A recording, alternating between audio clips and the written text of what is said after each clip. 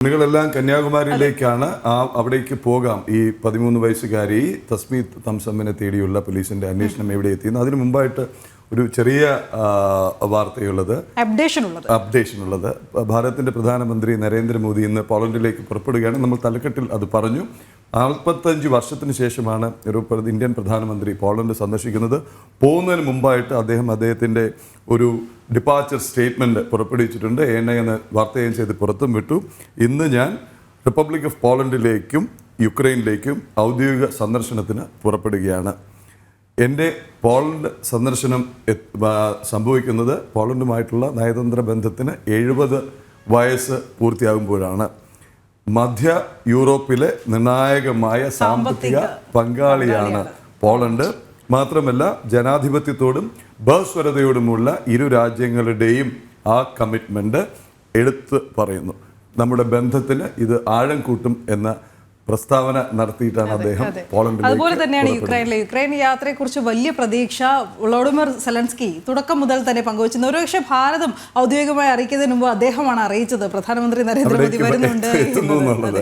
കാരണം ആ ഒരു സമയത്ത് ഈ റഷ്യ യുക്രൈൻ യുദ്ധം നടന്ന കാലത്തും ഏറ്റവും അധികം വിമർശനം നേരിട്ടതും ഏറ്റവും അധികം പ്രസ്താവനകൾ നീണ്ടതും ഭാരതത്തിന് നേരെയാണ്. ഭാരതം എന്തുകൊണ്ട് ഇടപെടുന്നില്ല, ഭാരതത്തിന്റെ പ്രധാനമന്ത്രി എന്തുകൊണ്ട് പരസ്യമായി പ്രതികരിക്കുന്നില്ല എന്നൊക്കെയാണ്. ഭാരതത്തിന്റെ പ്രതികരണം എന്തായിരുന്നു എന്നും ലോങ് ടേമിൽ ഭാരതത്തിന്റെ തന്ത്രം എന്തായിരുന്നു എന്നും കഴിഞ്ഞ ദിവസങ്ങളിൽ പുറത്തു വന്ന വാർത്തകൾ തെളിയിക്കുന്നുണ്ട്. എന്തായാലും ഇപ്പോഴെന്തായാലും പ്രധാനമന്ത്രി വിദേശത്ത് പോകുമ്പോൾ പ്രതിപക്ഷത്തിനും മാധ്യമങ്ങൾക്കും ഒട്ടും പരിഹസിക്കേണ്ട തോന്നുന്നേയില്ല തോന്നുന്നു.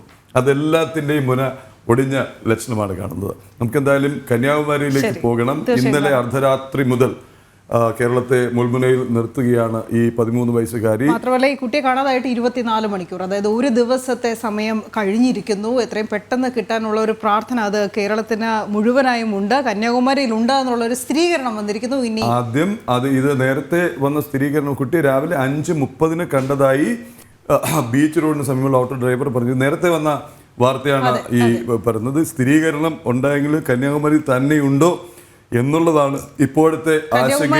കണ്ടു എന്നതാണ് സ്ഥിരീകരണം, പക്ഷേ ഇപ്പോഴുണ്ടോ എന്നുള്ളതാണ് കാര്യം. ഇത്രയും സമയമായിട്ടും കുട്ടിയെ കണ്ടെത്താനായിട്ടില്ല.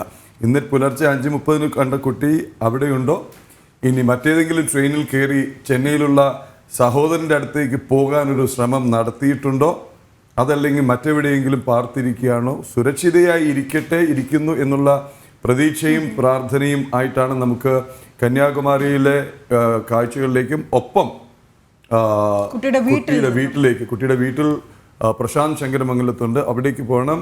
പ്രശാന്ത് കഴക്കൂട്ടത്തെ വസതിയിൽ ആദ്യം പ്രശാന്ത് എത്തി മാതാപിതാക്കളുമായി സംസാരിക്കുന്നത് നാം പ്രേക്ഷകരെ കാണിച്ചതാണ്. അദ്ദേഹം സംഭവിച്ചതെല്ലാം ഇങ്ങനെ പറയുന്നുണ്ടായിരുന്നു. ഇന്നലെ കുട്ടികൾ സഹോദരങ്ങളുമായി വഴക്കുണ്ടാക്കി, അത് കഴിഞ്ഞ് മാതാവിൻ്റെ കയ്യിൽ നിന്ന് ചെറിയ തല്ലോ എന്തോ കിട്ടിയിരുന്നു.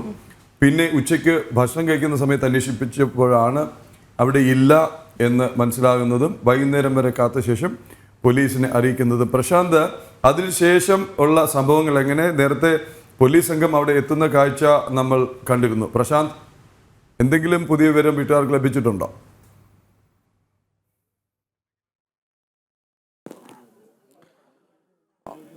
പ്രദീപ്, ആദ്യം പോലീസ് എത്തിയിരുന്നു, അന്വേഷണത്തിന്റെ ഭാഗമായി എത്തിയിരുന്നു. അതിനുശേഷം വിവരങ്ങൾ ശേഖരിച്ച് മടങ്ങി. പിന്നീടാണ് രണ്ടാമതും അല്പസമയം മുമ്പ് നമ്മൾ ദൃശ്യങ്ങളിലൂടെയെല്ലാം കാണിക്കുകയുണ്ടായിരുന്നു. പോലീസിന്റെ ഒരു 3-അംഗ സംഘം വീണ്ടും എത്തിയത്. വീണ്ടും എത്തി പിതാവിനോട്, തസ്ലീമിന്റെ പിതാവിനോട് സംസാരിക്കുകയും ചെയ്തു. ഏറെ നേരം ഒരു 15 മിനിറ്റോളം സംസാരിച്ചതിനു ശേഷമാണ് പോലീസ് പോയത്. അതായത് ഈ തസ്ലീമിന്റെ സഹോദരൻ അൻവർ ഹുസൈന്റെ മൂത്ത മകൻ ചെന്നൈയിലുണ്ട്. ചെന്നൈയിലുണ്ടായ മകന്റെ വിവരങ്ങളാണ് പോലീസ് ആരാഞ്ഞത്. ഫോൺ നമ്പർ അടക്കമുള്ള വിവരങ്ങൾ പോലീസ് ആരാഞ്ഞിട്ടുണ്ട്. അതായത് ഇനി അങ്ങനെ മകനെ കോണ്ടാക്ട് ചെയ്തിരിക്കുമോ എന്നടക്കമുള്ള കാര്യങ്ങൾ, അല്ലെങ്കിൽ ഈ അങ്ങനെയുള്ള വിവരങ്ങൾ കൂടി തിരക്കുന്നതിന്റെ ഭാഗമായിട്ടാണെന്നാണ് പോലീസ് നമ്മളോട് പറയുന്നത്. കൂടുതലൊന്നും വ്യക്തമാക്കിയില്ല. ഈ അന്വേഷണത്തിന്റെ ഭാഗമായിട്ട് എത്തിയതാണ് എന്നാണ് പോലീസ് പറഞ്ഞത്.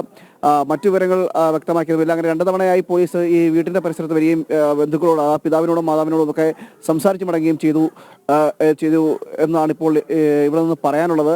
മറ്റു വിവരങ്ങളെന്ന് പറയുന്നത് ഈ 24 മണിക്കൂറാണ് ഇപ്പോൾ പിന്നിടുന്നത്. കുട്ടി കാണാതായി 24 മണിക്കൂർ പിന്നിടുമ്പോഴും അവ്യക്തത തുടരുന്നൊരു സാഹചര്യമാണുള്ളത്.